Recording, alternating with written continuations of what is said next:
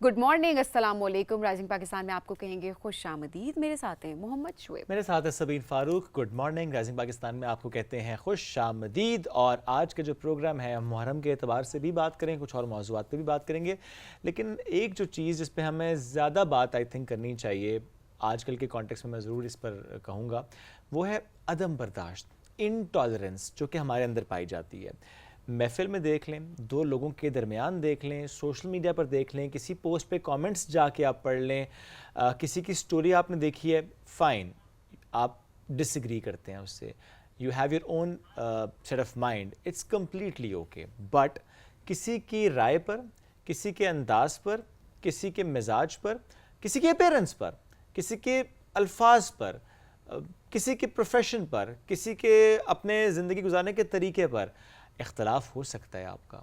हमने कहा ना, डिसएग्री आप कर सकते हैं, बट किस तरीके से आपने उस पर रिस्पॉन्ड करना होता है, ये बहुत इंपॉर्टेंट है। पहली बात तो मेरी ये है कि आप मामे चाचा तो है नहीं, रिस्पॉन्ड ही क्यों करना है भाई? मामे चाचा तो है नहीं कि आपने करना ही करना है। सबसे बड़ी बात, आपने रिस्पॉन्ड ही क्यों करना है? आपने क्यों कोई कमेंट करना है? क्या आपके कमेंट करने से किसी की ज़िंदगी बदल जाएगी? क्या आपको ये मसला हो रहा है कि वो शख्स आपके मुताबिक ज़िंदगी नहीं गुजार रहा है या गुजार रही? मतलब आपने करना ही क्यों है? और अगर फिर भी जिस तरह इस्लाह की बात की गई है, आपको वो चीज़ वाकई बहुत गलत लग रही है और आपको लगता है कि हाँ, आप उसको गलत जान लें और आप इस्लाह कर सकते हैं, तो फिर आप एक बहुत डिसेंट वे में आप कम्युनिकेट कर सकते हैं। ज़रूरी नहीं है कि आपने उसको बताना है कि तुम वो गलत हो और तुम ही गलत हो और मैं ही ठीक हूँ। और जिस तरह की लैंग्वेज हम देख रहे होते हैं सोशल मीडिया पे, जिस तरह की बात करते हैं हम देख रहे होते हैं सोशल मीडिया पे, सो यकीनन वो फिर कॉन्फ्लिक्ट बढ़ाती है चीज़।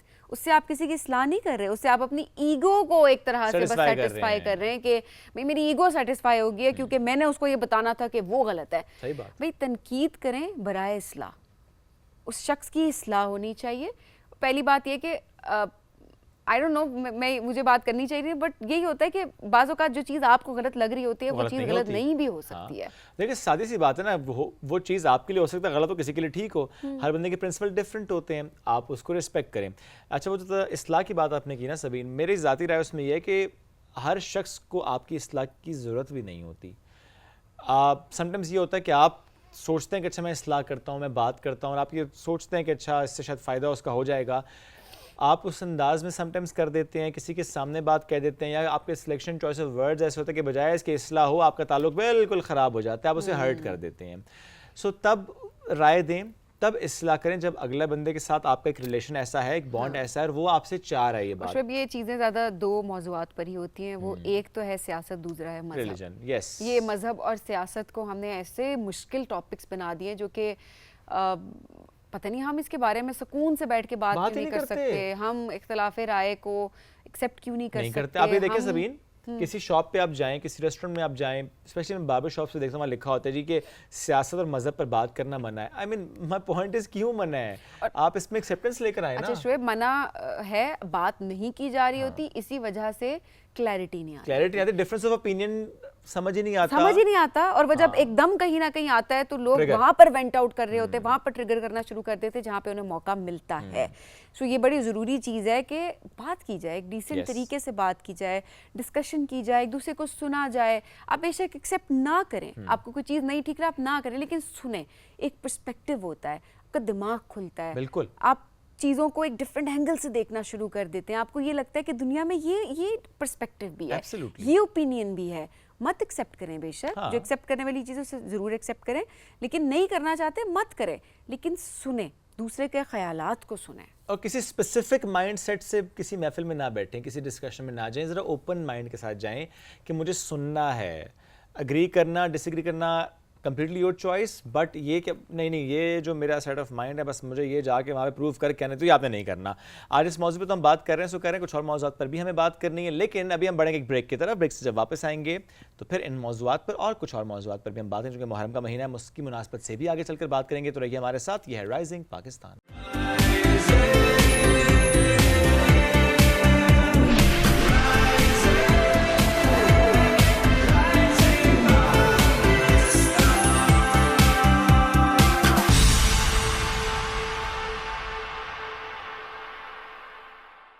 वेलकम बैक जी। राइजिंग पाकिस्तान में आपको कहेंगे खुश आमदीद। हम अपने इर्द गिर्द जब लोगों को देखते हैं, इनफैक्ट हम अगर अपनी भी बात करें तो ہمیں ریئلائز کرتے ہیں کہ سب تنہائی کا شکار ہیں.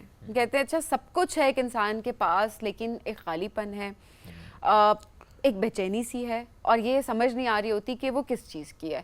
اکثر جب کوئی اداس ہوتا ہے تو ہم اس سے پوچھتے ہیں کہ کیا ہوا, وہ کہتے ہیں کچھ نہیں.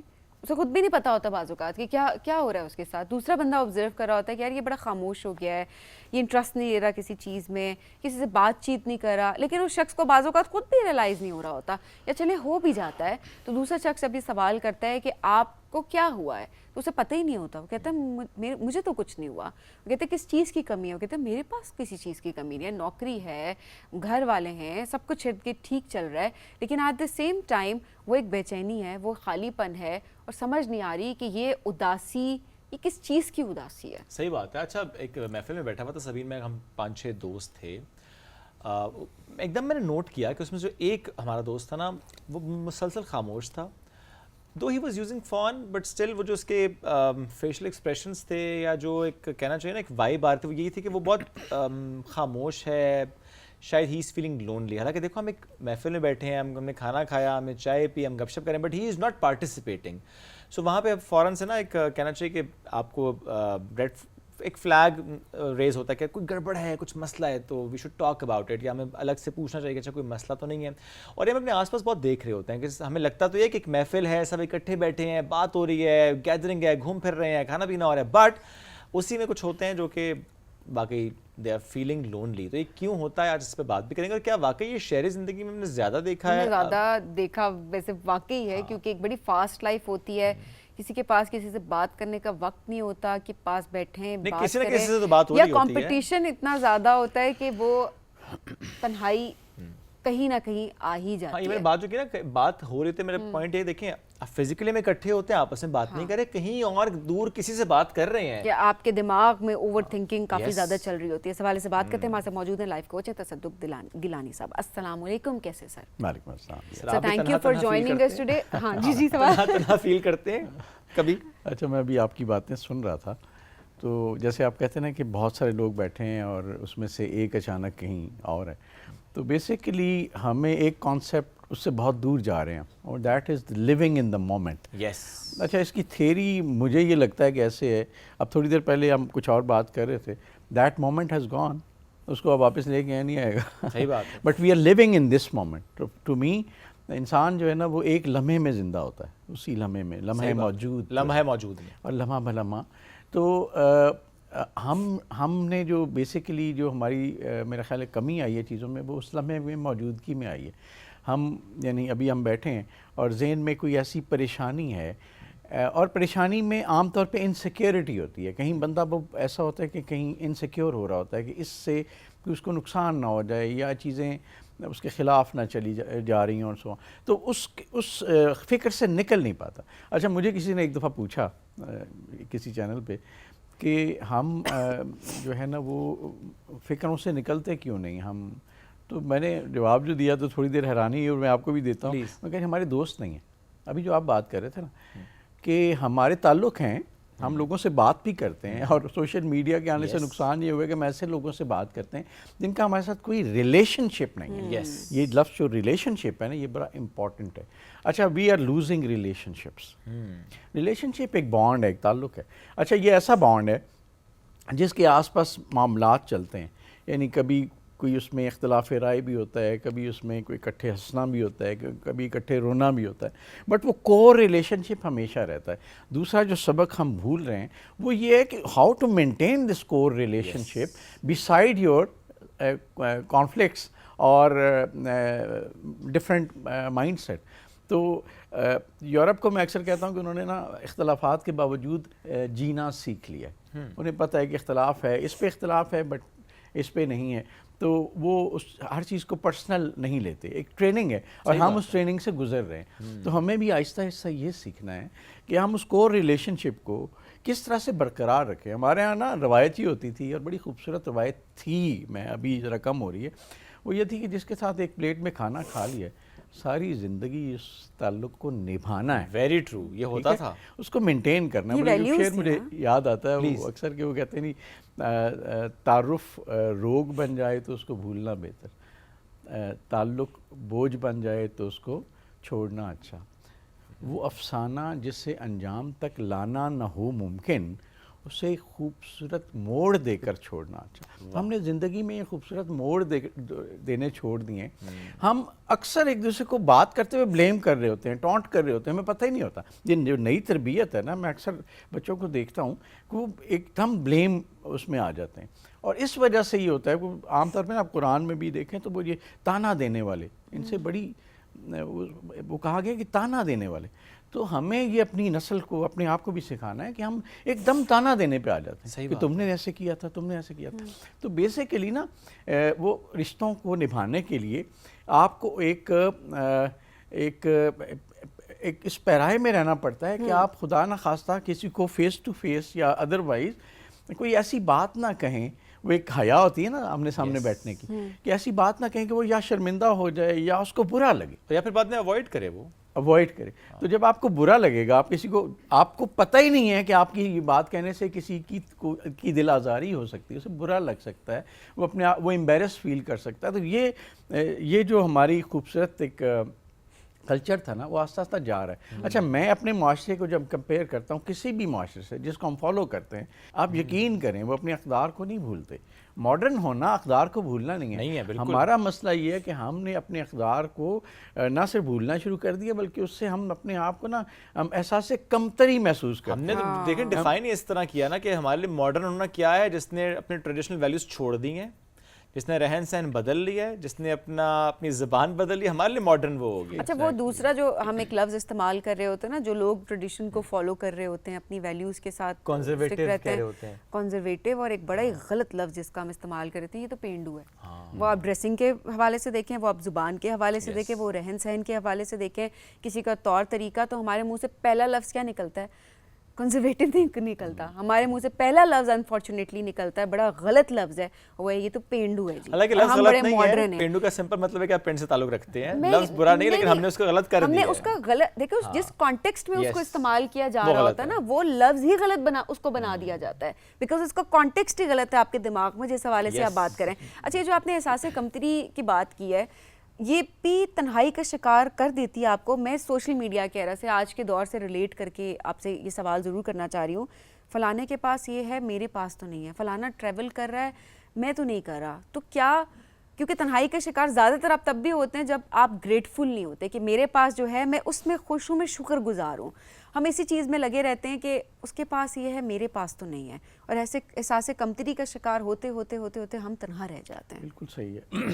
میں وہی کہہ رہا ہوں نا کہ جیسے ہمارے مذہب نے نا یہاں تک تعلیم دی، مذہب تو ایک کمال کی چیز ہے، ہم نے اسے بس طاق میں سجا دی ہے، وہ ہمارا رہنا سہنا نا، تو اس میں تو یہ ہے کہ آپ بعض اوقات اگر آپ کے ہمسائے میں یا قریب کوئی ایسے غریب لوگ رہتے ہیں تو اچھے کپڑے پہن کے بھی اپنے بچوں کو ان کے ساتھ مت بھیجیں کہ وہ احساس کمتری کا شکار نہ ہو۔ تو اتنا خوبصورت ہمارا مذہب ہے۔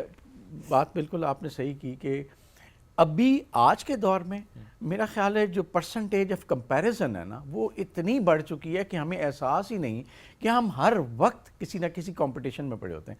اچھا، انسان کا تو کمپٹیشن ہے ہی نہیں، یہ بڑی اہم بات ہے، یعنی آپ کے اندر جو خوبیاں ہیں، آپ کے اندر جو خوبیاں میرے اندر وہ نہیں ہیں، اینڈ وائس ورسا، آپ کے اندر ہے وہ ہمارے اندر نہیں۔ بالکل، تو آپ کبھی بھی دیکھیں تو لوگ، بہت مثال دے چکا ہوں، بار بار نہیں دینا چاہتا، لیکن کوئی بھی قیمتی چیز بلا وجہ نہیں بنائی جاتی۔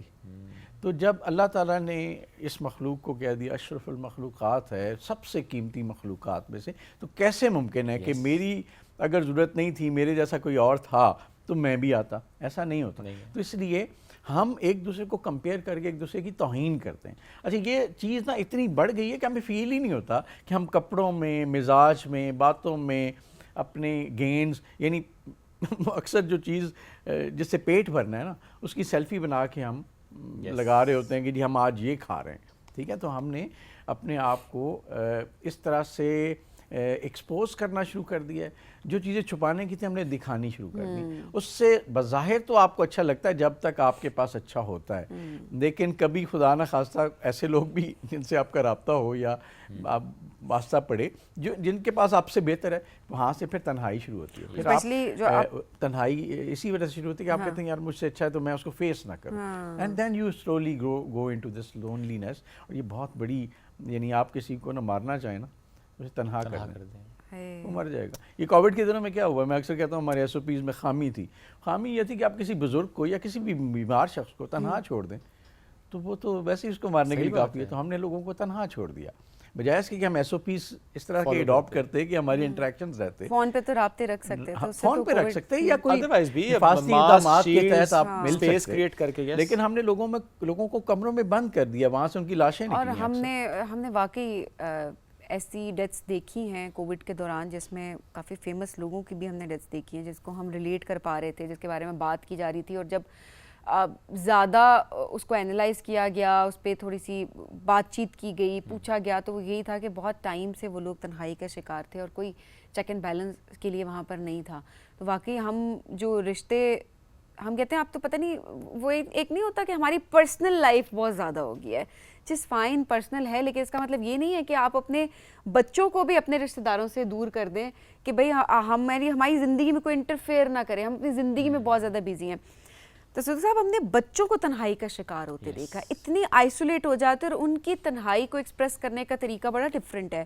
وہ یہ کہ وہ سوشلائز نہیں کرتے, وہ فون پہ لگے رہتے ہیں ہر وقت اپنی دنیا میں. ریلیشنز چھوڑ دیں, اس میں چھوٹی سی ایک مثال دیتا ہوں. کل ہی میں ایک شاپ پہ تھا, مجھے ایک آؤٹ فٹ لینا تھا. وہاں پہ نا ایک پیرنٹس اور ایک بیٹا تھا ان کا ساتھ. اچھا, وہ بیٹا مسلسل انہیں کہہ رہا تھا, آئی ڈونٹ نو کیا کانٹیکسٹ تھا اس کا, لیکن سم ہاؤ شاید اسے کوئی آؤٹ فٹ پسند نہیں آ رہا تھا, یا وہ ٹرائی نہیں کرنا چاہتا تھا, یا وہ نہیں لینا چاہتا, اسے کچھ اور پسند تھا.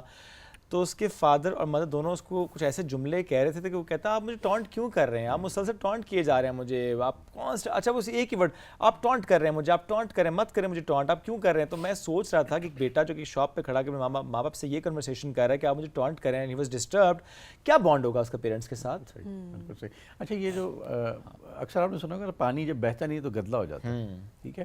میرا خیال ہے جب آپ کی کمیونیکیشن ختم ہوتی ہے نا, تو آپ کے ذہن کے اندر بھی کہیں نہ کہیں وہ ایک پوائزن آپ کہہ لیں یا ایک خرابی شروع ہو جاتی ہے. اچھا, شروع میں نا جیسے میں کہا اختلافات کے باوجود ہم لوگ بھی رہتے رہے ہیں اپنی فیملیز کے ساتھ. اختلافات رہتے ہیں, آپ دیکھیں گھروں میں جہاں کمبائنڈ فیملیز ہیں 100 اختلاف ہوتے ہیں, لیکن پھر کہیں نہ کہیں وہ کچھ کامنلٹیز بھی ہوتی ہیں. ہم نے اس نسل کے اندر یہ میں خیال دیکھنا شروع کیا کہ اب وہ اختلافات کو فیس نہیں کرتے. کسی کے ساتھ کانفلکٹ ہوا ہے, ٹھک اس کو کٹ ڈاؤن کیا اور اپنے ایک اور ڈائریکشن میں بیٹھ گئے. اس طرح سے تو معاشرہ چل ہی نہیں سکتا.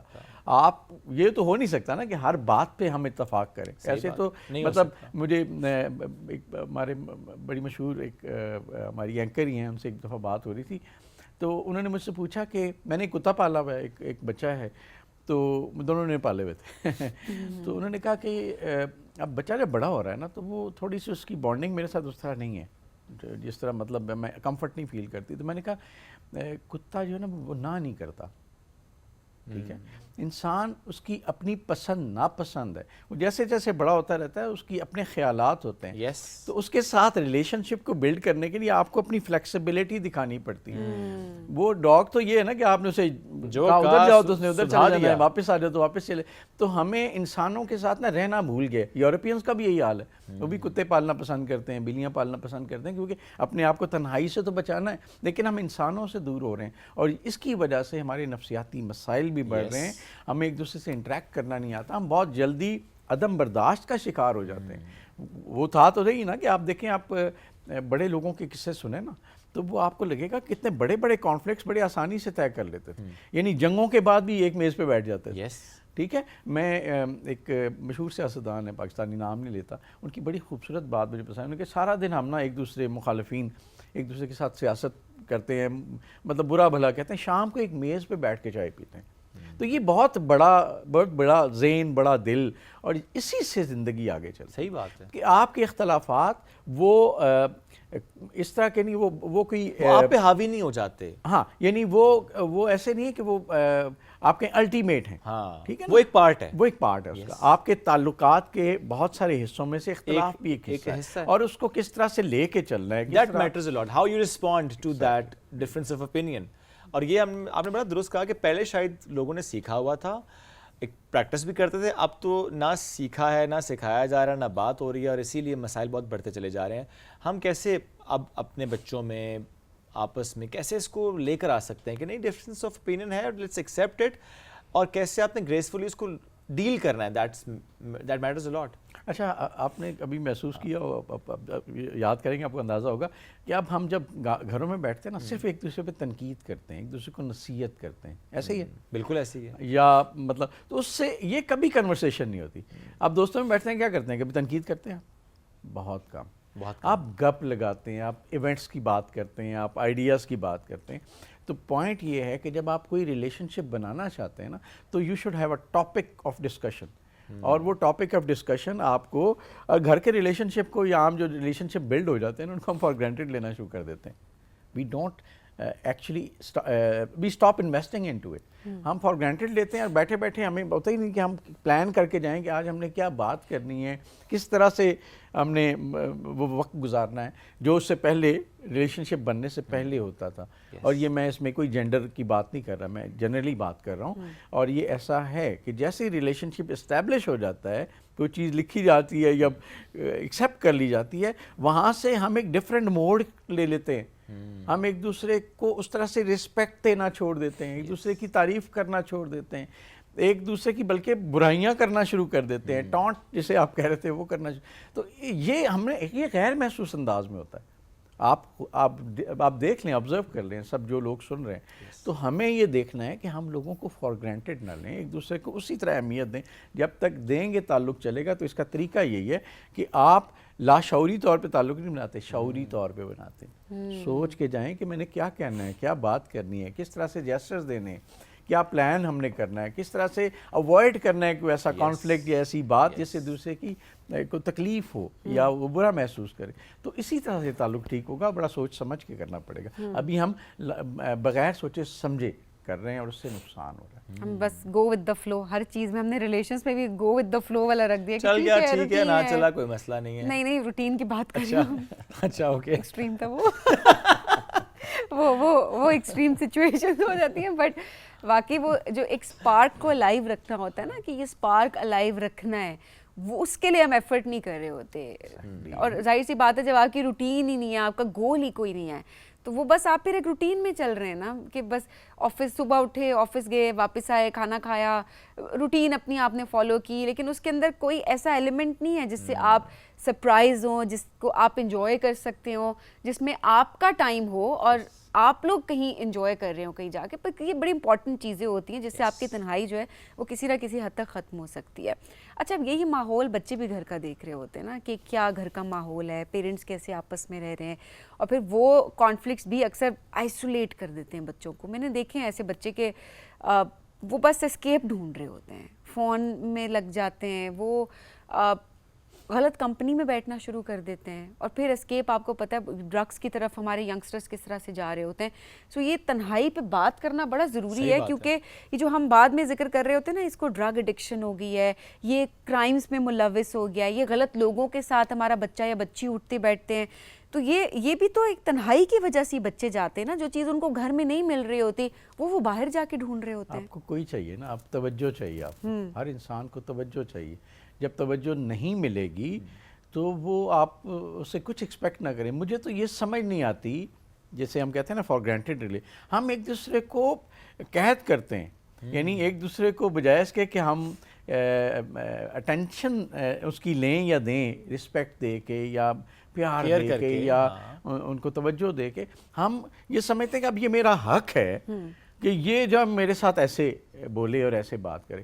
اچھا, دونوں جب اپنے اپنے مورچوں میں بیٹھ جاتے ہیں نا, مورچے بن جاتے ہیں میرے خیال میں گھر, تو وہ پھر نا آپ کبھی بھی دیکھ لیں وہ ڈسکشنز جب آس پاس لوگ نہیں ہوتے, وہ آڈینس نہیں ہوتی جن کو وہ دکھانا چاہتے ہیں, تو آپس میں وہ جب جینورلی ٹاک کرتے ہیں تو ایکچولی وہ اپنے اپنے مورچوں میں بیٹھ کے کہیں اپنی پرانی وہ چیزیں ہر وقت اس میں گھسے رہتے ہیں. آپ دیکھیں کہ کوئی ڈرامہ دیکھ رہے ہیں, کوئی بات کر رہے ہیں, بیچ میں ایک لفظ ایسا آئے گا, ہاں وہ ایسا ٹانٹنگ ہوگا کہ وہ دوسرے کو اس میں نا گھسیٹ رہے ہوں گے. تو ہم ہر وقت دشمنیاں نکالنا چاہتے ہیں. تعلق کے اندر جب دشمنی بن گئی تو وہ ختم ہو گیا, پھر اب وہ کہیں کسی طرف نہیں جاتا. اور جب یہ ماحول نہیں ہوگا نا گھر میں تو ظاہر بچے کیا کریں گے, اٹھ کے چلے جائیں گے, فون پہ چلے جائیں گے, دوستوں سے کنیکٹ کریں گے, یا اور فرسٹریشن میں جب ان کے اندر ایک انرجی آ گئی, غصہ آ گیا, ایک مطلب وہ اس ماحول سے آ گئے تو وہ فرار کا راستہ چنیں. اب وہ دیکھیں وہ ایموشن کہیں نہ کہیں تو جانا ہے نا, اب وہ غلط جگہ جائے گا پرابیبلی.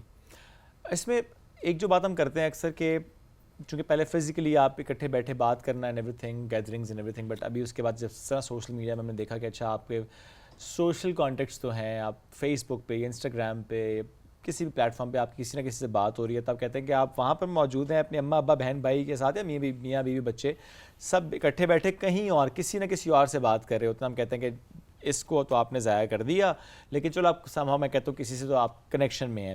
ابھی تو اے آئی کے دور میں مجھے لگتا ہے وہ کنیکشن بھی ختم ہونا شروع ہو گیا نا. اب تو آپ الیکسا سے بات کر رہے ہیں, اب تو آپ چیٹ جی پی ٹی سے بات کر رہے ہیں, اب تو آپ کسی اور سے ہی بات کر رہے ہیں. آپ بھی کر رہے تو اس دن الیکسا سے میں دیکھ رہی تھی, میں اس سے بھی بات کرتا ہوں. سو میں فزیکل آپ بیلنس کریٹ کرتے ہیں. ہاں, میں جس محفل میں ہوتا ہوں میں اس میں بھی ایکولی پارٹیسپیٹ کرتا ہوں, میں اپنے دوستوں سے بھی بات کرتا ہوں, دیکھیں یہ بیلنس اے آئی سے بھی بات کرتا ہوں. کوئی بھی چیز بری نہیں ہے, ہم یہ نہیں کہہ سکتے الیکسا بری ہے, سارا الزام آپ اے آئی پہ ڈالنا شروع کر دیں. یہ ہوتا ہے کہ آپ نے بیلنس کس طریقے سے. آپ یہ دیکھیں نا, آپ نے بھی پیٹ پال لیا نا, کوئی جو آگے سے نہ نہیں کرتا, وہ کہتا ہے جو آپ سننا چاہتے ہیں. نہیں ٹھیک ہے, یہ یہی والا کام یہ پیٹ, میں اس کی پیٹ نہیں بات, میں ایک آپ کو اس آرٹیفیشل ورلڈ کے اندر جو اے آئی کی آپ بات کریں تو ایک آرٹیفیشل ورلڈ میں بھی آپ نے ایسا کوئی ڈھونڈ لیا نا. اچھا بات میں ابھی بھی یہ کہتا ہوں کہ ہمیں نارمس کے ساتھ چلنا چاہیے. اگر ایک گھر کے اندر ہر کمرے میں ایک اکیلا بچہ بیٹھ کے یا بندہ بیٹھ کے اپنے فون پہ یا اپنی ایکٹیویٹی میں, تو وائی ناٹ کیا وہ ساری ایکٹیویٹی ایک کمرے میں کر لیں.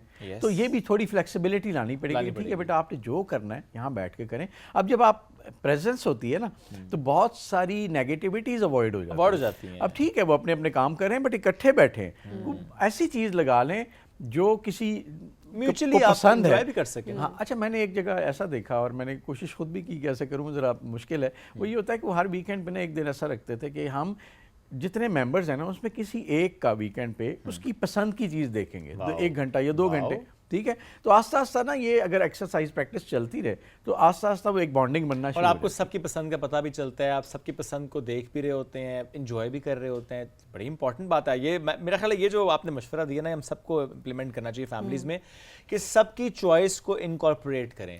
یہ نہیں کہ ایک ہی بندے کی چوائس پہ ہر کام ہوگا, کہ نہیں بس وہ فار ایگزامپل کہہ دیتے جاتا نا, اچھا یہ جو ابا جی ہیں بس انہیں کی پسند سے سب کچھ ہوگا, ریسٹورنٹ بھی ان کی چوائس کا ہوگا, ٹورسٹ ڈیسٹینیشن بھی ان کی چوائس کی ہوگی, ٹریول کس طرح سے کرنا ہے وہ بھی ان کی چوائس ہوگا. نو, یا بڑا بھائی بڑی بہن جو زیادہ کما رہے ہوتے ہیں, ہم نے اکثر یہ دیکھا ہے کہ ان کو سنا جا رہا ہے. حالانکہ میں سفر کروں گا اس معاملے میں اگر یہ ہو جائے گا, لیکن I would love to suffer, کیونکہ نارملی میں چیزیں پلان کر رہا ہوتا ہوں. مائی God.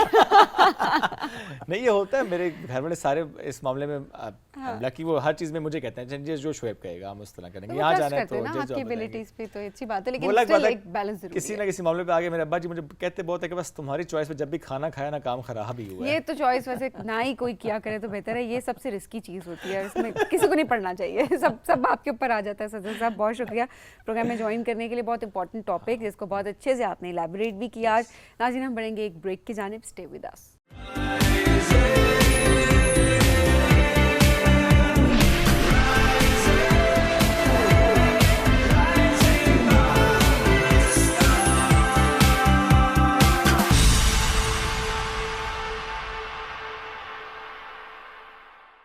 Welcome back. Rising Pakistan میں ایک بار پھر کہتے ہیں خوش آمدید. محرم کے یہ جو دن جن کی مناسبت سے ہم بات بھی کر رہے ہیں, ہم نے اپنے مختلف شوز میں اس سے متعلق مختلف جگہوں پر بات بھی کی ہے. اب چونکہ آہستہ آہستہ عاشورہ کے دن قریب آ رہے ہیں, اس کی مناسبت سے اب ہم آگے چل کر اس پورے پروگرام میں بات بھی کریں گے. جب ہم واقعہ کربلا کی بات کرتے ہیں, جس میں یوں تو بہت سے میسیجز جو ہم تک پہنچتے ہیں, جس میں جب ہم بات کرتے ہیں کہ کیسے استعارہ ہے یہ واقعہ, اور اس میں ہم کرداروں کی بات کریں, ہم مکالموں کا ذکر کریں, ہم چھوٹے سے چھوٹے انسیڈنٹ کی بات بھی کریں جو اس پورے واقعہ کربلا میں موجود ہیں, تو ہر ایک میں بہت گہرائی بھی ہے. اب ایسے میں جب ہم کہتے ہیں نا کہ اس کا ایک اثر جو کہ پوری دنیا پر بھی ہے, ہم محسوس بھی کرتے ہیں, تو اس نے لٹریچر پر کیا اثر ڈالا, آج ہم اس مناسبت سے اس سیگمنٹ میں گفتگو بھی کریں گے. اردو ادب میں اردو کی شاعری میں نثر میں کیا اس کا گہرا اثر ہے، آج ہم اس پر بات کرتے ہیں. ہمارے اس میں شاعروں اور ادیبوں نے کس طریقے سے واقعہ کربلا کو ایک ذمہ داری کے ساتھ آنے والی نسلوں تک پہنچایا، کیا کردار ان کا ہے، مسلسل پہنچا رہے ہیں. یہ تو ایک ایسا واقعہ ہے جو کہ ہمیشہ زندہ رہنے والا ہے، اس سے ہم ہمیشہ سیکھتے رہیں گے. بٹ اس کی کلیئرٹی دینا، اس پہ مزید ڈیٹیل میں بات کرنا، اپنے اپنے طریقے سے اس واقعے کو بیان کرنا، ہمارے بچوں تک، ہمارے نوجوانوں تک، ایون ہماری جنریشن تک اس کو پہنچانا کتنا ضروری ہے اور اس میں شاعروں کا کتنا کردار ہے. آج اس پر بھی ہم ڈسکشن کریں گے.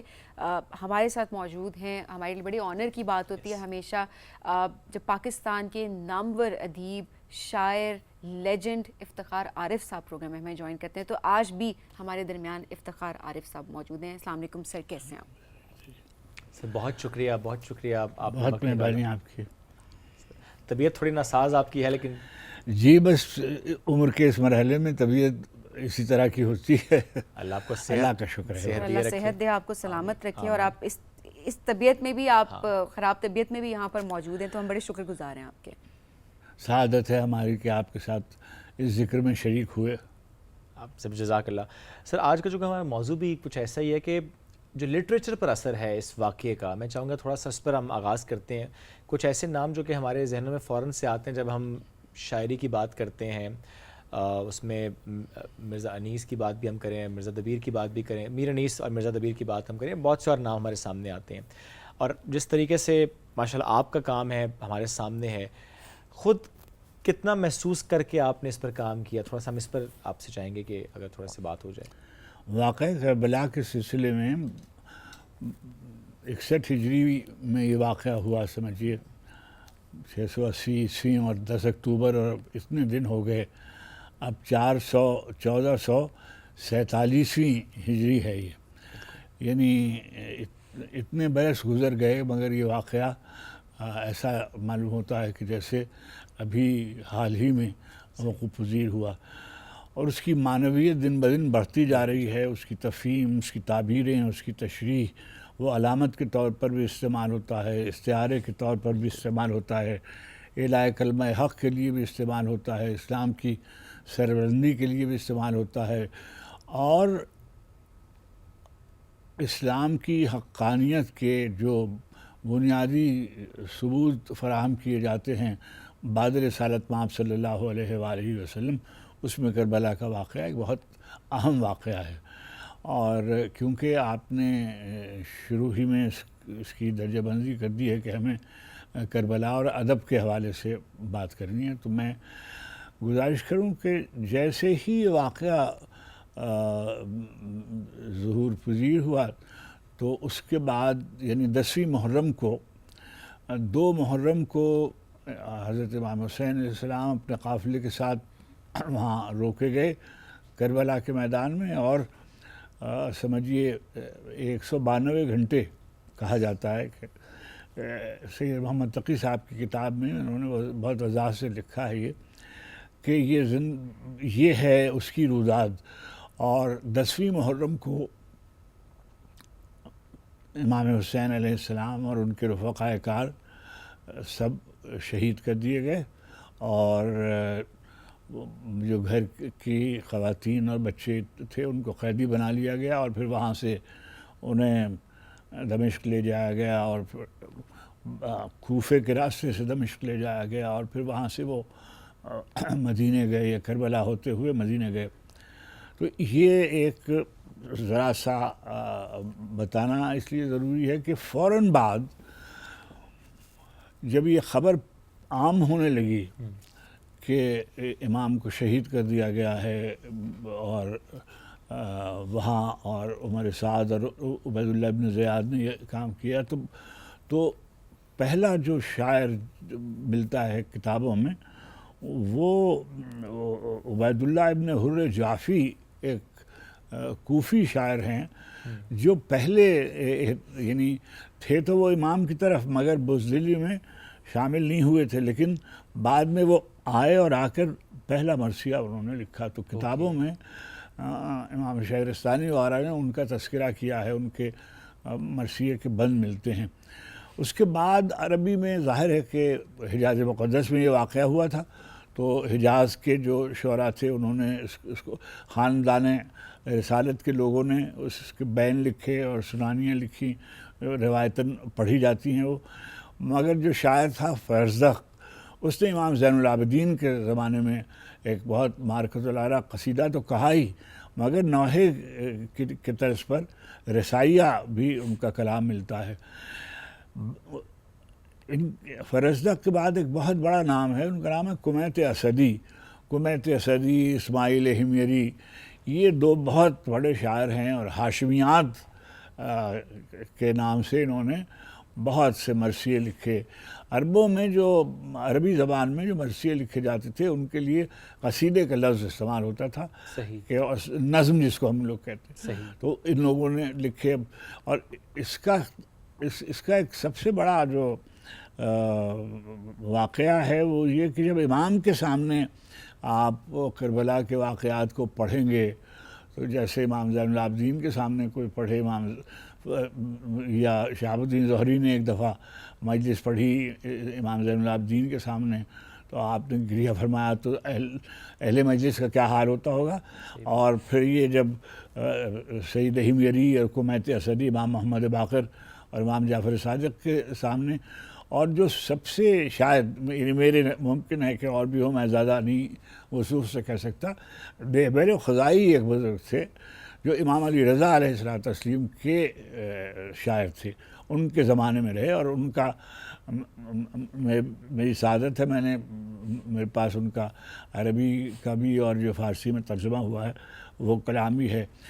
پھر ایران سے فارسی میں منتقل ہوا، اور یہاں تمام ہی بڑے شعراء نے ایران میں فارسی میں لکھا، روزکی اور فردوسی اور حافظ اور سعدی وغیرہ. مگر جو سب سے بڑا نام شاید بر صغیر میں خاص طور پر وہ ہے محتشم کاشانی. بازین چے شورش است کہ در خلق عالم است، بازین چے نو ہو چے ازا ہو چے ماتم. بہت ہی مشہور 12 بند کہلاتا ہے، ترکیب بند ہے. صحیح. اسی زمانے میں محسن کاشانی ایک بزرگ تھے، انہوں نے پھر مقبل ایک بہت بڑے مرثیہ نگار شاعر ہیں، انہوں نے بہت مرثیے لکھے. اور یعنی یہ جو ہم سنتے ہیں نا کہ فنا کے حال کا مرثیہ، ان کے حال کا مرثیہ، اس طریقے سے انہوں نے اسی زمانے میں ایران میں ایک کتاب میر حسین واعظ کاشفی تھے، ان کی ایک کتاب آئی روضۃ الشہداء. صحیح. انہوں نے اس میں تمام شہادت کے واقعات لکھ کر مجلسوں کے طرز پر اس کو یکجا کر دیا، تو اب وہ مجلسوں میں پڑھی جانے لگی. بعد میں یہاں ابھی تک یہاں بہت ایران میں بہت لکھا جاتا ہے. ہمارے زمانے میں قیصر امین پور اور محمد حسن حسینی، شہریار، بہت ان لوگوں نے شعر لکھا. مگر اب میں ایک بات آپ سے گزارش کروں کہ اردو کا یہ امتیاز ہے کہ اردو کے آغاز سے لے کر، یعنی قلی قطب شاہ سے لے کر اور آج تک ہمیشہ حمد اور نعت اور منقبت اور مرثیہ لکھا جاتا رہا ہے، اور تواتر سے لکھا جاتا رہا ہے. اور بحیثیت ژانر کے، جسے صنف کہتے ہیں، صنف کے اعتبار سے یہ صرف اردو میں نافذ ہوئی. ہمارے یہاں پاکستان کے علاقے میں 2 بہت بڑے مرثیہ نگار شاعر ہیں جن کو یعنی اگر آپ یہ کہیں کہ آفاقی سطح پر ان کی شاعری بھی مشہور ہے. سید ثابت علی شاہ سندھ کے ایک شاعر تھے جو میر انیس کے آلموسٹ کانٹمپریری تھے، اور نہایت اعلیٰ درجے کے مرثیے انہوں نے لکھے. اور ہمارے شاہ سائیں عبداللطیف بھٹائی، ان کا ایک سر ہے وہ کدارو کہلاتا ہے، تو وہ بھی امام کی شہادت کے واقعے سے متاثر ہے. پھر ہمارے ہاں جیسے جیسے اردو شاعری بڑھتی گئی، سب نے کچھ نہ کچھ منقبت، نعت، سودا، میر، ان کے بعد والوں نے، اور سوز. مگر جو سلسلہ بڑھا وہ بڑھا خلیق اور مستحسن خلیق اور مرزا ضمیر کے استاد میر ضمیر، یہ 2 بزرگ ہیں جنہوں نے مرثیے کی. یہ جو آپ مسدس میں مرثیہ سنتے ہیں، اس کے بارے میں انہوں نے اس پر زور دیا. اور انہوں نے پہلے کیا ہوتا تھا میاں کہ پہلے مرثیہ خواں ہوتے تھے بس، یعنی مرثیے ان کو کہیں سے مل گئے اور وہ اس کو پڑھ دیتے تھے منبر پر آ کر.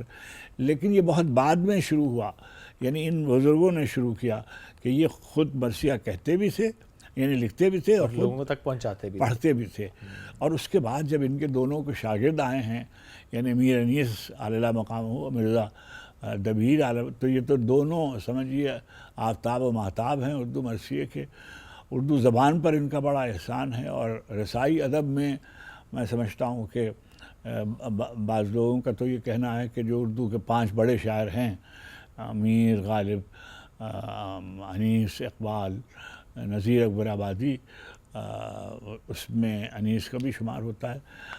اور اتفاق سے جو ہمارا زمانہ ہے, جو قیام پاکستان کے بعد, اور بھی بہت سے شعراء ہیں, لیکن ایک اختصاص ہمیں ہے, اور یہ میں بات ایک طالب علمانہ طور پر یہ کہتا رہتا ہوں کہ اقبال ہمارے ایسے شاعر ہیں کہ جنہوں نے واقعہ کربلا پر فارسی اردو میں جس معیار کا کام کیا ہے وہ شاید کسی اور زبان میں نہیں ہوا. اور چنانچہ یا وہاں اگر آپ دیکھیے تو ایران میں اقبال پر بہت کام ہوا ہے. یہ جو موجودہ رہبر معظم ہیں علی خامنئی رضی اللہ علی, ان سے بیشتر آیت اللہ العظمیٰ خمینی اور شہید مرتضیٰ مطہری اور شریعتی اور حداد عادل اور تمام جو ان کے بڑے لکھنے پڑھنے والے ہیں, انہوں نے اقبال کا تذکرہ کیا ہے. اور اقبال کو وہ بنیاد گزاران انقلاب اسلام میں ان کا شمار کیا جاتا ہے. اچھا, اور یعنی یہ موقع نہیں ہے, مجھے وقت بھی نہیں معلوم, تو اقبال نے بالکل ایک جداگانہ انیس اور اقبال کے بارے میں ایک بات کہتا ہوں کہ جس زمانے میں مسلم اقتدار کا سورج غروب ہو رہا تھا اودھ میں, اس وقت حوصلے کی ضرورت تھی اور احیاء کی ضرورت تھی اور ایک خیمے کی ضرورت تھی جہاں پناہ لی جا سکے. تو مرثیہ گو شعراء نے خیمہ حسینی میں پناہ لی. اور جب اقبال کا زمانہ تھا تو سارا عالم اسلام جو تھا اس کی صورت احوال دگرگون تھی. بالکل. نام کے لیے بھی کوئی مسلم مملکت آزاد نہیں تھی, نو آبادیاتی نظام کے شکنجے میں جکڑے ہوئے تھے, اور اقبال بیداری چاہتے تھے, ملت مسلمہ کا احیاء چاہتے تھے, اور اس کے لیے جو انہوں نے رول ماڈلز بنائے تھے وہ فلاسفرز کے ہاں یہ ہوتا ہے کہ وہ اپنا نظریہ پیش کرتے ہیں, اس نظریے کے لیے اس کے پیراڈائم مقرر کرتے ہیں, پیرامیٹرز مقرر کرتے ہیں, اصول و ضوابط بناتے ہیں, اور اس کے مثالیہ پیش کرتے ہیں. تو انہوں نے جو مثالیہ پیش کیا تھا کتاب الہی, اور اس کے بعد انسانوں میں نبی کریم محمد مصطفیٰ صلی اللہ علیہ وآلہ وسلم, امیر المومنین حضرت فاطمہ سلام اللہ علیہا اور حسنین کریمین, یہ 5 مثالیے ان کے ہیں. اگر آپ دیکھیں تو تواتر کے ساتھ اقبال لکھتے چلے جاتے ہیں ان کے بارے میں. اور ہمارے زمانے میں جو زمانے میں, یعنی آپ کے زمانے سے پہلے, جی پاکستان میں بڑے شاعر مرثیے کے ہوئے. سید علی رضا صاحب, نسیم امروہوی, جوش ملیح آبادی, صبا اکبر آبادی, وحید الحسن ہاشمی, ڈاکٹر صفدر حسین, سیف زلفی, محسن نقوی, کرار حسین صاحب, شاہد نقوی صاحب, زیبا رودولوی صاحب, یاور عباس صاحب. ہمارے بزرگ دوستوں میں امید فاضلی, حسن کاظمی اور رئیس احمد, یعنی کرار حسین صاحب نے, فیض صاحب نے. اور مجھے تو سب سے زیادہ جو اس زمانے میں جو ہلال نقوی, یہاں اختر عثمان, اور یہاں ایک ہمارے نوجوان ابھی رحمان فارغ صاحب دیکھتے ہوں گے, وہ شعر اس نے بھی بہت اچھا مرثیہ لکھا. پچھلے سال اس نے یہاں شہر میں مرثیہ پڑھا, اور مرثیہ بھی لکھا جا رہا ہے, سلام بھی لکھے جا رہے ہیں, اور نوحہ بھی, نظمیں بھی لکھی جا رہی ہیں. نظمیں بھی. آپ نے زیادہ کس صنف پہ کام کیا؟ سلام میں نے بھی تھوڑا بہت لکھا ہے، جی ہاں، بس توفیق ہوئی تو ماشاء اللہ میں نے شروع جب اپنے بارے میں بات کرنا کچھ شائستہ بات نہیں ہوتی، لیکن یہ کہ میں نے غزل میں واقعات کربلا کو علامت کے طور پر لکھا تھا، تو اس کا ذکر کہیں کہیں ہوتا ہے، تو مجھے شکر ادا کرتا ہوں کہ میں نے ایک چھوٹا سا کام کیا تھا، مگر وہاں ہندوستان میں بھی ہمارے دوست ہیں، انتقال ہو گیا، عرفان صدیقی صاحب بہت اچھا شعر کہتے، انہوں نے بھی بہت اس سلسلے کو بڑھایا۔ ایک مرثیہ گو شاعر تھے وہاں، شمیم کرہانی، اور جمیل مظہری ان کے ایک بڑے شاعر تھے جو پٹنہ سے تعلق رکھتے تھے۔ تو ہمارے زمانے میں مرثیہ بہت اچھا لکھا جا رہا ہے، اور بہت لکھا جا رہا ہے اور بہت چھپا۔ ابھی ایک نوجوان اقتدار جاوید، لاہور کے رہنے والے ہیں، ان کا ابھی حال میں آیا ہے۔ اچھا جی ہاں، پچھلے 4-6 مہینے ہوئے جب میں نے ان کا دیکھا۔ ایک بچی ہے تصویر فاطمہ اس کا نام ہے، اس کی کلیات آئی ہے مرثیے کی، جی ہاں، اور ایک بچی وہاں ہے تسنیم عابدی ہیوسٹن میں، اور ہاں ایک نام بھولتا ہوں، عارف امام ہمارے ایک دوست ہیں جو ہیوسٹن میں رہتے ہیں، نہایت اعلیٰ مرثیہ کہتے ہیں، نہایت عمدہ سلام کہتے ہیں، بہت عمدہ پڑھتے ہیں، غزل بہت اچھی کہتے ہیں۔ تو میں سمجھتا ہوں کہ یہ ایک طرح سے گزشتہ 40-50 برسوں میں رسائی ادب کا احیا ہوا ہے، اور اس میں جو خوشائند بات یہ ہے کہ اس میں فرقہ وارانہ صورت احوال نہیں ہے۔ بہت اچھی بات۔ مثلاً صبا صاحب، مثلاً امی صاحب، مثلاً سحر انصاری صاحب، یہ یعنی ان کا تعلق کو فقہ جعفریہ سے نہیں ہے، مگر انہوں نے مرثیہ کہیں اقتدار کا، رحمان کا ان کا تعلق فقہ جعفریہ سے نہیں ہے، مگر انہوں نے مرثیہ کہیں، تو گویا ایک اسلامی حمیت اور اسلامی اظہار و قربانی کی سب سے بڑی مثال کے سامنے کو پیش کرنا، اس کو بیان کرنا اپنے لیے باعث سعادت سمجھتے ہیں۔ اور بغیر کسی تفریق کے بھی بہت ضروری ہے کہ جس طرح سے واقعے کو بیان کیا جائے اپنے اپنے انداز میں، دوسروں کو سکھانے کے لیے بھی، اور ظاہر سی بات ہے اپنے سیکھنے کے لیے بھی۔ افتخار صاحب، آپ نے واقعہ کربلا کے حوالے سے جتنا بھی لکھا، کچھ آپ پیش کرنا چاہیں گے؟ کوئی بھی کلام جو آپ نے لکھا ہوا ہے اس لحاظ سے جو آپ ابھی بیان کرنا چاہیں؟ میں کیونکہ میں جانتا ہوں کہ یہ پوچھا جاتا ہے کہ آپ اپنا کلام میں سے کچھ، تو میں لکھ کے ایک سلام پڑھ سکتا ہوں اگر آپ پاس وقت ہو تو۔ بالکل وقت ہے ہمارے پاس۔ فرش ماتم جاگ اٹھے اہتمام ایسا تو ہو، فرش ماتم جاگ اٹھے اہتمام ایسا تو ہو، داد دیں مخدوم عالم سلام ایسا تو ہو، فرش ماتم جاگ اٹھے اہتمام ایسا تو ہو، داد دیں مخدوم عالم سلام ایسا تو ہو، خود بلاغت جس پہ نازاں ہو کلام ایسا تو ہو، خود بلاغت جس پر نازاں ہو کلام ایسا تو ہو، صاحب نہج البلاغہ کا غلام ایسا تو ہو، صاحب نہج البلاغہ کا غلام ایسا تو ہو، صاحب نہج البلاغہ کون؟ باب شہر علم، جن کو آقا خود کہیں مولا امام ایسا تو ہو، جن کو آقا خود کہیں مولا امام ایسا تو ہو، اب قیامت تک یہ ریگے گرم ہے خاک شفا، اب قیامت تک یہ ریگے گرم ہے خاک شفا، سجدہ گاہ شاہدین کا احترام ایسا تو ہو، داد دیں مخدوم عالم سلام ایسا تو ہو، آیت تطہیر کی مصداق اول فاطمہ، آیت تطہیر کی مصداق اول فاطمہ، حسب منشائے الہی احترام ایسا تو ہو، حسب منشائے الہی احترام ایسا تو ہو، آخری دم تک میرے لب پر رہے نام حسین، آخری دم تک میرے لب پر رہے نام حسین، میرے مالک زندگی کا اختتام ایسا تو ہو، آخری دم تک میرے لب پر رہے نام حسین، میرے مالک زندگی کا اختتام ایسا تو ہو، فرش ماتم جاگ اٹھے اہتمام ایسا تو ہو، داد دیں مخدوم عالم سلام ایسا تو ہو۔ بہت بہت خوبصورت کلام آپ نے لکھا ہے. یہ سر کتنا عرصہ ہوا اس کو لکھے ہوئے؟ مہربانی. کتنا عرصہ پہلے آپ نے اس کو لکھا تھا؟ جی کتنا عرصہ پہلے اس کلام کو آپ نے لکھا تھا؟ کچھ دن پیشتر. اچھا ابھی ریسنٹ ہے یہ؟ اچھا اچھا اچھا.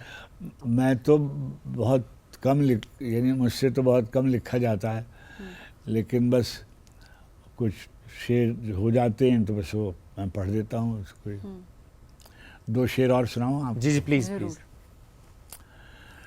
حسین تم نہیں رہے، تمہارا گھر نہیں رہا. حسین تم نہیں رہے، تمہارا گھر نہیں رہا، مگر تمہارے بعد ظالموں کا ڈر نہیں رہا.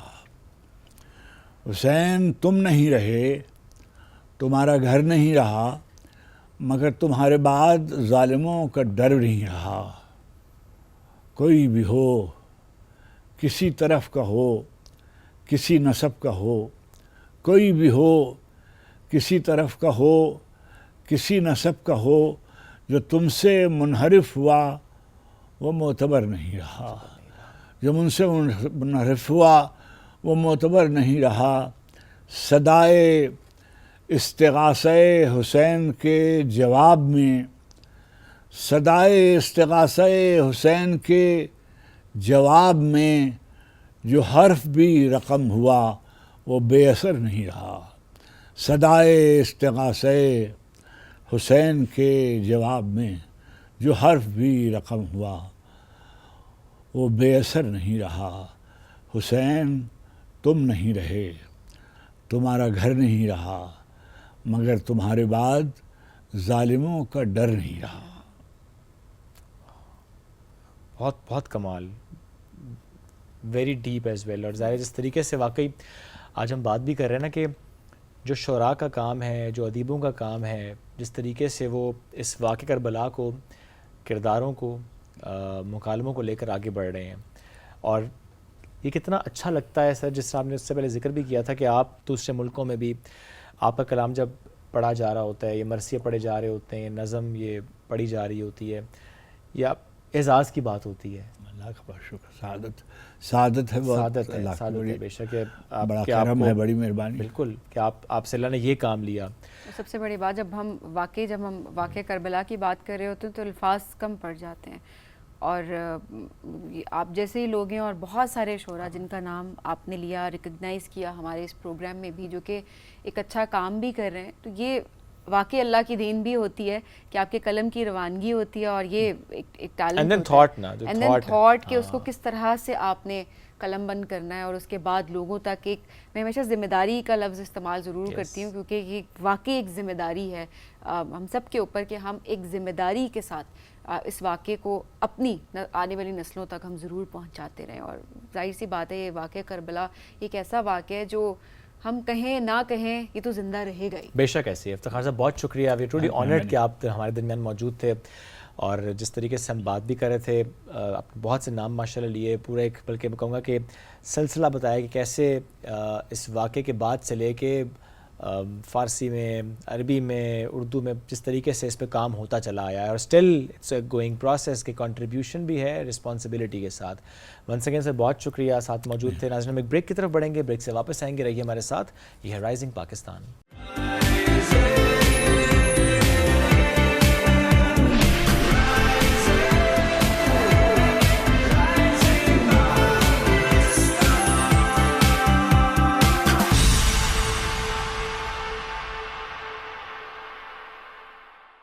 Welcome back. رائزنگ پاکستان میں ایک بار پھر کہتے ہیں خوش آمدید. محرم کی مناسبت سے جو ہمارے یہ پروگرامز ہو رہے ہیں، جس میں ہم واقعہ کربلا کی بات بھی کر رہے ہیں، مکالمے کا ذکر بھی ہوتا ہے، واقعات بھی یہاں پہ ہم اس پر ذکر کر رہے ہوتے ہیں، جو میسج اس سے آج تک ہم لوگ حاصل کر رہے ہیں، پوری دنیا جو حاصل کر رہے ہیں اس پہ بات بھی کر رہے ہوتے ہیں. نواس رسول، جگر گوشہ بطول، شہید کربلا حسین ابن علی کی جب ہم بات کرتے ہیں، ان کی پرسنالٹی کا جب ہم ذکر کرتے ہیں، اور جس طرح سے حق کی بات کریں، صداقت کی بات کریں، شجاعت کی بات کریں، تو ظاہر ہے بہت سی ایسے ٹریٹس ہیں جو کہ ایٹریبیوٹ ہیں ان کے ساتھ، اور آج تک جب ہم مثال دینی ہوتی ہے، جب حق کی بات ہوتی ہے، شجاعت کی بات ہوتی ہے، تو ہم حسین ابن علی کا نام لے رہے ہوتے ہیں. سو آج اس پروگرام میں چونکہ ہم نے پہلے بھی کچھ ذکر کیا واقعہ کربلا کا اور اس کے میسج کا، اور ابھی بھی ہم اس کو کنٹینیو کریں گے. اور اب جب پروگرام میں شخصیت ہمیں جوائن کر چکے ہیں، چیئرمین ہیں اسلامی نظریاتی کونسل کے ڈاکٹر علامہ راغب نعیمی صاحب، ان سے ہم اس پر گفتگو کریں گے. ان کو ویلکم بھی کرتے ہیں. سر السلام علیکم، کیسے ہیں آپ؟ وعلیکم السلام ورحمۃ اللہ وبرکاتہ. علامہ صاحب بہت شکریہ آپ کے وقت کا اور آج کے دن کی مناسبت سے، چونکہ ہم ٹرانسمیشن کر بھی رہے ہیں. ہم تھوڑا سا شہادت کے فلسفے پر، چونکہ پہلے بھی کچھ باتیں ہم ضرور چاہیں گے کہ آپ اس پہ روشنی ڈالیں. فلسفہ شہادت، چونکہ جب بھی ہم شہادت کی بات کرتے ہیں جو پہلا واقعہ ہمارے ذہنوں میں آتا ہے وہ واقعہ کربلا ہی آتا ہے. بسم اللہ الرحمن الرحیم. دیکھیے، جو شہادت ہے بنیادی طور پہ اللہ رب العزت کے بارگاہ میں اس بات کی گواہی دینا ہے کہ میرے خالق و مالک، تیرے دین کی خاطر، تیرے نام کی خاطر اور تیرے پیغام کی خاطر میں اپنے خون کے بہنے کے ساتھ یہ گواہی دے رہا ہوں کہ میں نے اس کے لیے اپنی جان کا نذرانہ بھی پیش کر دیا. شہادت تو حضرت سمیہ کے خون سے اس کی جو تاریخ ہے وہ لکھی گئی، اور نبی کریم صلی اللہ علیہ وآلہ وسلم کے وہ صحابہ کرام جنہوں نے آپ سرور کائنات صلی اللہ علیہ وآلہ وسلم پر مکہ کے دور میں ایمان لے کر آئے اور انہوں نے تکالیف برداشت کی، اور پھر ان تکالیف کو سہتے ہوئے انہوں نے اپنی جان آفرین کے سپرد کر دی. تو یہ شہادت کی تاریخ تو وہاں سے شروع ہوتی ہے. بے شک. اور اس شہادت کی تاریخ کو جب آپ آگے لے کے جانا چاہیں تو پھر غزوہ بدر کے شہداء بھی ہمارے سامنے ہیں. حضرت حمزہ رضی اللہ تعالیٰ عنہ کی شہادت ہے. حضرت غزوہ احد میں شہادت ہمارے سامنے ہے. اس کے بعد پھر آگے چلیے مختلف مواقعوں کے اوپر غزوہ حنین میں مسلمانوں کی شہادتیں ہمارے سامنے موجود ہیں. تو یہ ایک داستان ہے، اور اس داستان کا جو سنہری باب ہے وہ حضرت امام حسین رضی اللہ تعالی عنہ کی شہادت پر منتج ہوتا ہوا نظر آتا ہے، یا اس کا جو اختتامیہ آپ کہہ لیجئے وہ ہمیں شہادت امام حسین کی صورت میں نظر آتا ہے. اس شہادت کے کئی پہلو ہمارے سامنے موجود ہیں. عمومی طور پہ ہم یہ تصور کرتے ہیں کہ جتنی بھی نعمتیں ہیں یہ پہلے دامن محمدی صلی اللہ علیہ وآلہ وسلم کے ساتھ متصل ہوئیں اور اس کے بعد پھر آگے امت میں تقسیم ہوئی.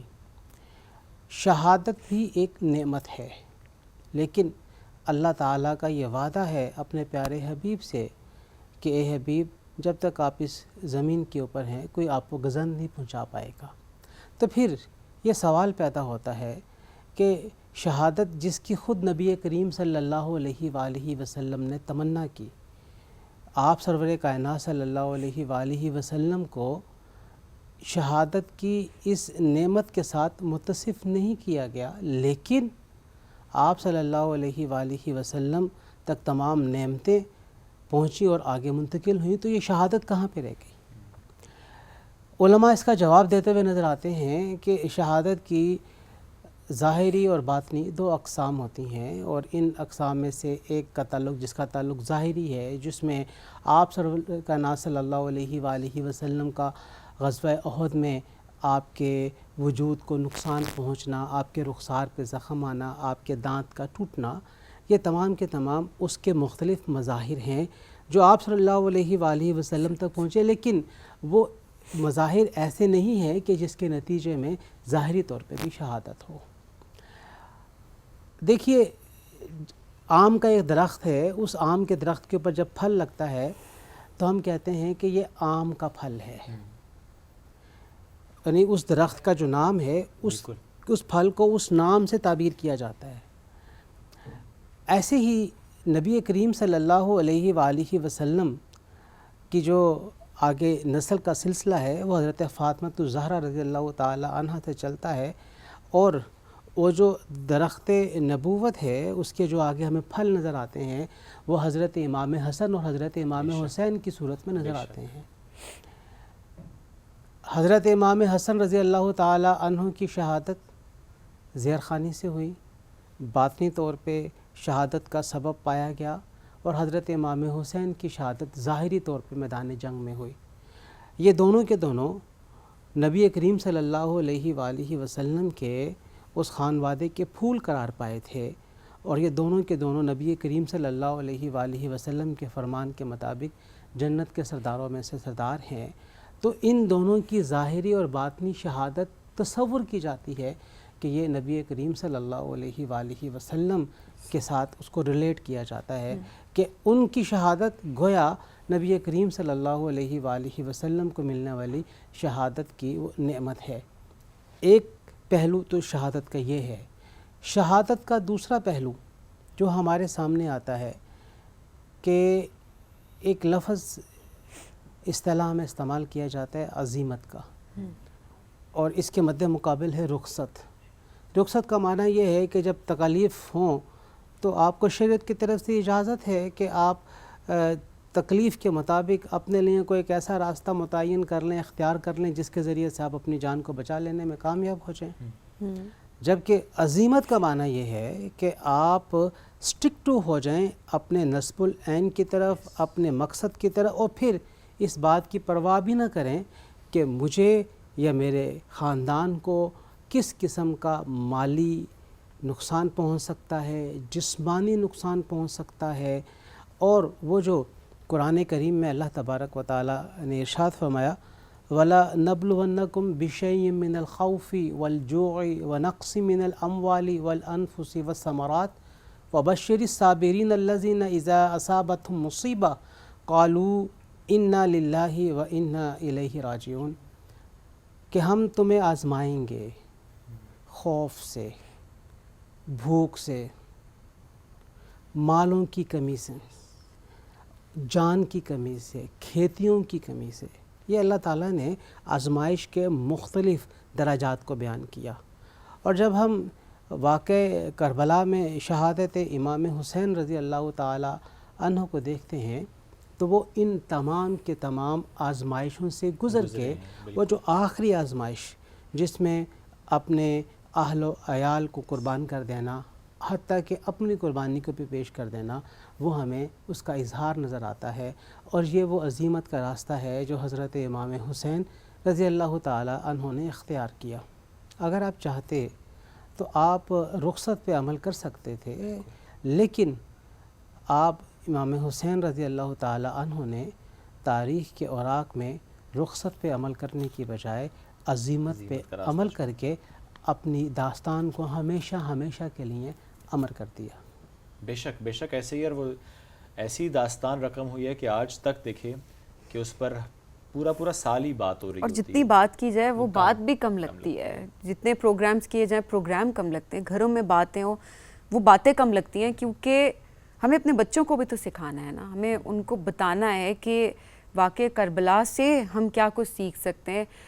حضرت امام حسین ہم کس طرح سے ان کی تعلیمات کو اپنی زندگی میں آگے لے کر چل سکتے ہیں۔ میں چاہوں گی علامہ صاحب آپ ذرا تعلیمات پہ بھی بات کریں، بتائیں کہ کس طرح سے ان کی تعلیمات کو ہم اپنی زندگی میں شامل کر سکتے ہیں۔ دیکھیے حضرت امام حسین رضی اللہ تعالی عنہ کی شخصیت کا یہ وہ پہلو ہے جو کہ منظر عام پہ نہیں ہے۔ تعلیمات کا، آپ کے ذاتی خصائل اور اوصاف کریمانہ کا۔ ہم یہی جانتے ہیں کربلا کے حوالے سے کہ آپ نے سینہ سفر کیا، دشمن کے سامنے کھڑے ہوئے، شہادت کا جام نوش کیا، دیٹس آل۔ لیکن یہ تو اختتامیہ ہے، اس سے پہلے تو ابتدائیہ ہے، اور وہ ابتدائیہ شروع ہوتا ہے نبی کریم صلی اللہ علیہ وآلہ وسلم کی تربیت کے سائے تلے۔ آپ کا بچپنا نبی کریم صلی اللہ علیہ وآلہ وسلم کی گود میں گزرا، اور وہ منظر ذرا آنکھوں کے سامنے لے کر آئیے کہ نبی کریم صلی اللہ علیہ وسلم مدینہ منورہ کی گلیوں میں آپ تشریف فرما ہیں، آپ وہاں پہ چل رہے ہیں اور آپ کے کاندھے کے اوپر حضرت امام حسن حضرت امام حسین موجود ہیں، ذرا اس منظر کو لے کے آئیے کہ یہ وہ بچے ہیں جنہیں نبی کریم صلی اللہ علیہ وآلہ وسلم کا کاندھا بطور سواری کے میسر ہوا. یعنی آپ صلی اللہ علیہ وآلہ وسلم کے جسم اطہر کا براہ راست لمس ان دو شہزادوں کو میسر آتا ہے. اور یہاں سے مجھے وہ چیز بھی نظر آتی ہے کہ اس لمس کو پانے کے لیے صحابہ کرام کیا کیا کرتے تھے کہ جب غزوہ خندق ہے تو ایک صحابی نے اپنے پیٹ سے کپڑا اٹھا کے دکھایا کہ یہ دیکھیں میں نے ایک پتھر باندھا ہوا. تو نبی کریم صلی اللہ علیہ وآلہ وسلم نے جب اپنے شکم اطہر سے پتھر وہ کپڑا اٹھایا تو دیکھا صحابہ کرام نے کہ دو پتھر بندھے ہوئے ہیں. اور پھر صحابہ کرام میں سے ایک صحابی نے آپ صلی اللہ علیہ وآلہ وسلم کے پشت مبارک پر بوسہ دینے کو اپنے لیے حرز جاں سمجھا. تو ایک اس لمس کو پانے کے لیے صحابہ کرام میں بڑی چاہت تھی. اور یہ حضرت امام حسن و حسین وہ تھے جو نبی کریم صلی اللہ علیہ وآلہ وسلم کے لمس سے براہ راست مستفید ہوتے تھے. بات میں کر رہا تھا تربیت کی. یہ تربیت ہمیں حضرت فاطمہ الزہرا رضی اللہ تعالی عنہ جو کہ آپ کی والدہ ہیں ان سے آگے ڈیلیگیٹ ہوتی ہوئی محسوس ہوتی ہے.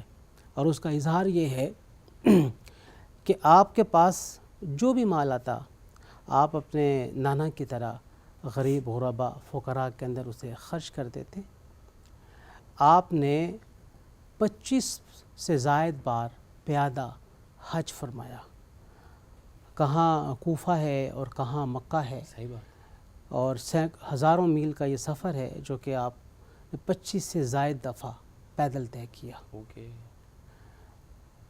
آپ کے بارے میں مدینہ منورہ میں کسی نے پوچھا کہ مجھے حسین سے ملنا ہے، کہاں پائے جائیں گے؟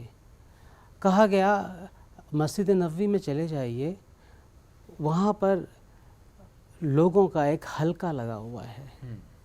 اس حلقے کے وسط میں جو وہاں پہ تشریف فرما ہیں وہ حضرت حسین ہیں. یعنی علم، ورع، تقوی، سخاوت اور پھر شجاعت، یہ سارے کے سارے اوصاف نبی کریم صلی اللہ علیہ وآلہ وسلم کی ذات گرامی میں موجود تھے. اس کا اظہاریہ حضرت امام حسین رضی اللہ تعالی عنہ کی شخصیت کے اندر بدرجہ اتم نظر آتا ہے. اور آپ کے پیروکاروں کو پکار کے یہ کہہ رہا ہے کہ صرف ایک شجاعت پہ ہی نہ مر جائیے، اس سے پہلے تقوی، ورع، علم اور راست بازی، یہ وہ اوصاف حمیدہ ہیں جو خود حضرت امام حسین کی ذات میں پنہاں ہیں، جنہیں آج بھی اجاگر کرنے کی ضرورت ہے کہ ان کے اوپر بھی ہمیں عمل پیرا ہونا ہے. یہ بہت امپورٹنٹ بات ہے کہ وہ تمام ہی اوصاف حمیدہ اس پر ہمیں عمل کرنے کی کوشش کرنی چاہیے. ذرا ہم کوشش کر سکتے ہیں، بڑے ہم خطا کار ہیں، بڑے گناہ گار ہیں. اور یہ بھی بڑا دوست آپ نے کہا کہ زیادہ فوکسڈ ہم شجاعت پر کرتے ہیں، وہ شاید اس لیے بھی کہ زیادہ واقعہ کربلا ایک بہت بڑا واقعہ ہے، ایک ایسا باب ہے اسلامی تاریخ کا. اب ایسے میں علامہ صاحب آج کے دور میں چونکہ زیادہ ضرورت ہو گئی ہے اس پر عمل کرنے کی، میں پھر اس پہ آؤں گا کہ ہمارے لیے بڑا آسان راستہ یہ لگتا ہے کہ جہاں پہ مشکل آتی ہے ہم جھک جاتے ہیں. جہاں پہ اپنا فائدہ ہمیں لینا ہوتا ہے وہاں پر ہم یہ نہیں دیکھتے کہ اچھا صحیح و غلط کیا ہے. ہم کچھ ایسا راستہ بھی چن لیتے ہیں جو کہ نہیں چننا چاہیے. اب ایسے میں حضرت امام حسین کی زندگی سے چونکہ جن اوصاف کا ذکر آپ نے بھی کیا، اور پھر اگین میں واقعہ کربلا کی بات کروں گا کیونکہ ظاہر دیٹس دا مین پوائنٹ کہ جس میں ہمیں یہ سیکھنے کو ملتا ہے کہ نو میٹر واٹ آپ نے صحیح راستے پر ہی چلنا ہوتا ہے. چاہے جتنا مرضی نقصان ہو جائے، ہو رہا ہو یا نظر آ رہا ہو، ڈرایا ہو، دھمکایا ہو، بہکایا ہو، کچھ بھی کہا ہو، کوئی بھی لالچ دی ہو، کوئی بھی بات کی گئی ہو، تب بھی آپ اپنے پرنسپل سے نہیں ہٹتے ہیں. And that is the main point جس پر ہم سب کو فوکس کرنے کی ضرورت ہے at this point of time. جی بالکل آپ کی بات وجہ ہے، ایسے ہی ہے. دیکھیے جب بھی ہم کسی بھی شخصیت کا تزکیہ کرتے ہیں تو وہ کوئی ایک چیپٹر یا کوئی ایک چیز کے اوپر ہم اس کو منتج نہیں کر لیتے ہیں، ہم اوورآل اس کا تجزیہ کرتے ہیں، اور اوورآل تجزیہ کرنے کے بعد اپنے لیے اسباق تلاش کرتے ہیں، اپنے لیے راہ عمل تلاش کرتے ہیں۔ حضرت امام حسین رضی اللہ تعالیٰ عنہ کی ذات بھی اسی طرح مختلف امور کے حوالے سے ہمیں اس زندگی میں بھی رہنمائی دیتے ہوئے نظر آتے ہیں۔ دیکھیے ایک چیز جو بڑی اہم ہے وہ ہے علم، بالکل، نالج۔ اچھا، ہمیں اس میں بھی بہت کیٹیگوریکلی امتیاز کرنا ہوگا کہ انفارمیشن اور ہوتی ہے اور نالج اور ہوتا ہے۔ کسی چیز کے بارے میں عمومی جانکاری ایک الگ چیز ہے اور گہرائی ایک الگ چیز ہے۔ تو ہمیں جو صحابہ کرام میں اور خاص طور پہ اہل بیت اطہار کے اندر وہ علم کی گہرائی اور ڈیپتھ نظر آتی ہے، اور یہ ضروری نہیں ہے کہ آپ نے صرف وہ علم کی گہرائی اور ڈیپتھ اپنے دینی علوم کے اندر ہی حاصل کرنی ہے۔ جتنے بھی علوم ہیں، دیکھیے ان تمام علوم کے بارے میں اجمالاً قرآن کریم نے ذکر کر دیا ہے۔ جو ہمارے بیسک سائنسی علوم ہیں، جسے ہم بیالوجی کہتے ہیں، کیمسٹری کہتے ہیں، فزکس کہتے ہیں، قرآن کریم نے کہیں نہ کہیں پہ ان کے بارے میں اظہار کیا ہے، اور جتنے بھی علوم کی شاخیں ہیں وہ ساری کی ساری انہی 3 بنیادی علوم کی آف سپرنگ ہیں۔ بالکل۔ تو جس بھی علم کی طرف کسی کی بھی توجہ ہے تو وہ اس کی گہرائی تک جائے، گہرائی تک پہنچے، اور یہی ایک بہت بڑا سبق ہے ان اہل بیت اطہار کی زندگیوں سے جو ہمیں حاصل کرنا ہے، اور خاص طور پہ وہ علوم جن کا تعلق معاشرے کے ساتھ اور جن کا تعلق اسٹریٹجک پاور کے حصول کے ساتھ ہے۔ کسی بھی اسلامی ملک کے لیے ان علوم کے حصول کے لیے لوگوں کو لازمی طور پہ متوجہ ہونے کی ضرورت ہے، تاکہ اس کا فائدہ ان کے دین کو ہو سکے، ان کی مملکت کو ہو سکے، اور ان کی اپنی ذات کو بھی اس سے فائدہ ہوگا۔ بالکل ایسے ہے۔ اور علامہ صاحب آخر میں چونکہ اب آگے عاشورہ کے دن بھی آئیں گے، میں ضرور چاہوں گا کہ تھوڑا سا گائیڈ بھی کریں سننے والوں کو، ان دنوں کا اہتمام کس طریقے سے کرنا چاہیے ہم اسپیشلی احترام کس طرح سے کرنا احترام بھی چاہیے؟ ہے؟ جی دیکھیے، جو 10 محرم ہے وہ تاریخ انسانی میں ازل ہی سے بڑا اہم اور امپورٹنٹ دن ہے۔ اہم واقعات ہمیں 10 محرم کو رونما ہوتے ہوئے نظر آتے ہیں، ایک بڑی تفصیل ہے اس کی، اور انہی اہم واقعات میں سے ایک حضرت امام حسین رضی اللہ تعالیٰ عنہ کی شہادت کا واقعہ بھی ہے۔ اس ضمن میں جو سب سے اہم بات ہے وہ یہ ہے کہ ہمیں اس بات کو تسلیم کرنے میں کوئی آر نہیں ہونی چاہیے کہ ہمارے ہاں مسلک کی پولرائزیشن ہے، لیکن اسے تعصب کی بھیٹ نہ چڑھائیں۔ بالکل، ہمیں اختلاف رائے کو قبول کرنا چاہیے، لیکن اس اختلاف رائے کی بنیاد پہ نہ تو شدت پسندی اور نہ ہی انتہا پسندی معاشرے کے اندر ہونی چاہیے۔ ہر مسلک کا اپنا پوائنٹ آف ویو ہے، نظریات ہیں، اور کوئی کسی دوسرے کے اوپر اپنے نظریات کو جبر کے ساتھ مسلط نہیں کر سکتا، اور نہ مسلط کرنا چاہیے۔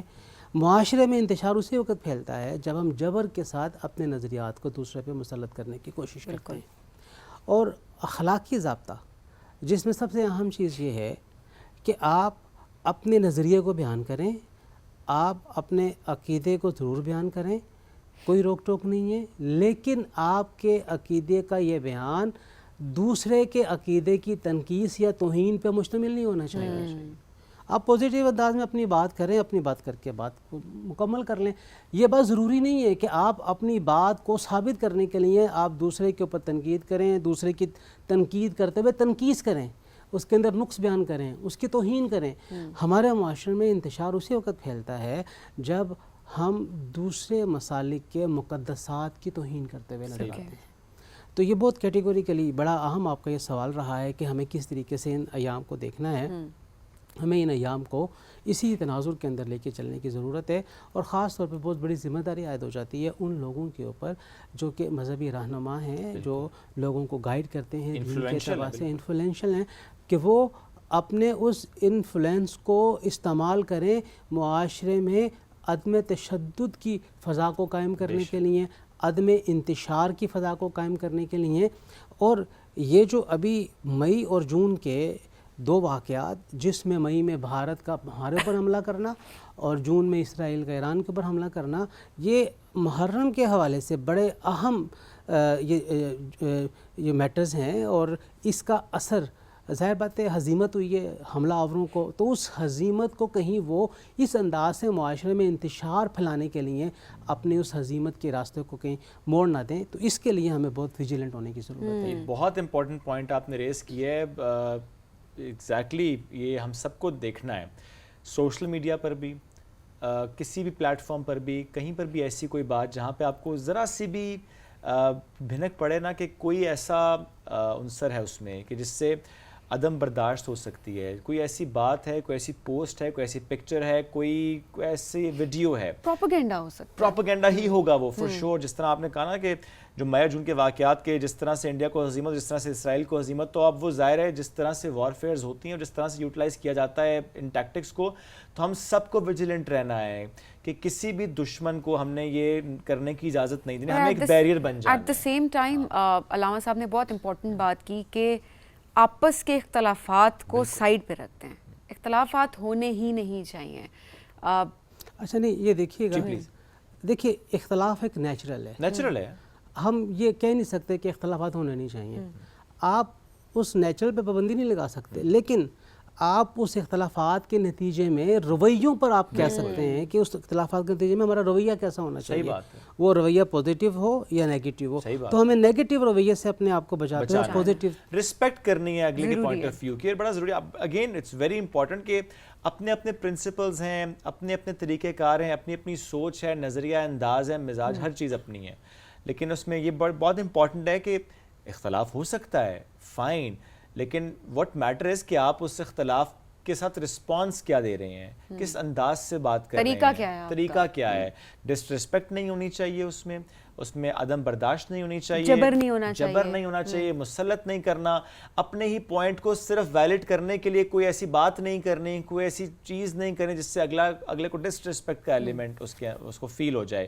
سو یہ بہت امپورٹنٹ ہے کہ بہت رسپانسبلٹی کے ساتھ اور رسپیکٹ کے ایلیمنٹ کے ساتھ ہمیں آگے بڑھنا ہے، ویری ویری امپورٹنٹ، کیونکہ ہم نے پچھلے کئی سالوں سے دیکھا ہے کہ بالخصوص ان دنوں میں ہمیں ایسی کوئی چیز نظر آ جاتی ہے جس سے ہمیں لگتا ہے کہ اچھا خواہ مسلکوں کے بیچ میں کوئی ایسی دراڑ پیدا کرنے کی کوشش کی جا رہی ہے، specially on social media for sure, otherwise بھی کہیں پہ ہم محفلوں میں بھی دیکھ لیتے ہیں، سو یہ نہیں ہونا چاہیے۔ علامہ صاحب بہت شکریہ، ساتھ موجود تھے، آج کے اس دن کی مناسبت سے بھی ہم بات کر رہے تھے، ادروائز بھی ہمیں جب ہم واقعہ کربلا کی بات کرتے ہیں تو اس کے انداز میں ہم آج گفتگو کو لے کر چل رہے تھے۔ ناظرین، اسی کے ساتھ ہمارے آج کے پروگرام سے ہم دونوں کو دیجیے اجازت، دوبارہ ملاقات آپ سے کریں گے کل، بہت سا خیال رکھیں، دعا میں یاد رکھیں، اور جو لاسٹ ہماری بات تھی کہ بہت فوکسڈ رکھنا ہے اپنے آپ کو کہ اچھا کوئی ایسی بات اگر ہمارے سامنے ہو رہی ہے تو ہم نے اس میں بیریئر بننا ہے، اس کو روکنا ہے، اپنا رول پلے کرنا ہے۔ دوبارہ ملاقات کل کریں گے، اللہ حافظ۔